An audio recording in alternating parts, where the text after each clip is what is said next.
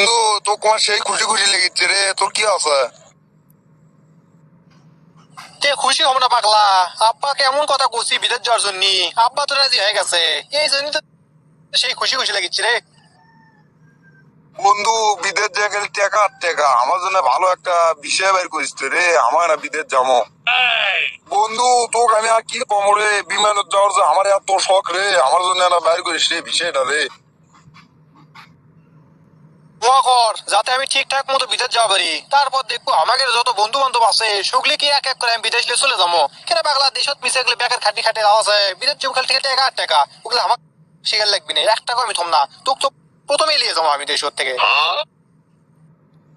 সব বন্ধুরা বিদেশ যাওয়ার আগে এগুলো কথা কয়, বিদেশ গেলে সগলি ভুলে যায়।